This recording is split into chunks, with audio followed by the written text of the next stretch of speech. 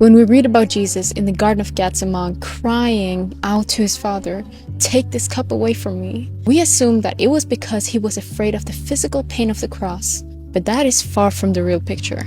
When Jesus was on the cross, the sky turned dark for 3 hours. And during that time, Jesus cried out, "Lord, Lord, why have you forsaken me?" What a few people notice is that he was quoting scripture, Psalm 22. A psalm with a deep, passionate meaning. The psalm begins by saying, "Lord, Lord, why have you forsaken me? Why are you so far from saving me from the words of my groaning?" Jesus was not screaming on that cross because of physical pain, but because of separation from his Father. Because for 3 hours, his Father turned his face away from Jesus and turned himself towards us, towards you, towards me, and towards all of humanity.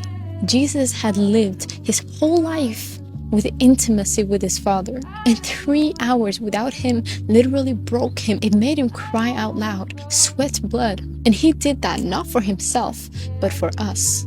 And then I came to think of us, how we spend so much of our time scrolling on our phones, watching a movie, hanging around with friends, working out, and when it comes to spending one moment with our Father in heaven, whether it's reading our Bible or going to church, I don't know about you guys, but every time I pick up my Bible, I feel that the tiredness is getting to me. One chapter is all I can bear at once. Come on, like, when was the last time you were in sorrow because you couldn't get to church one Sunday?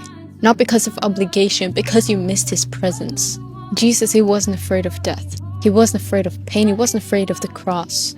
He feared, and he was heartbroken because of the distance from his Father. So this should make us pause and think. If Jesus, who was perfect and fully God, could cry out in sorrow because of separation from his Father, how much more should we treasure the time we get to spend with God? Just think about that for today. God bless you guys.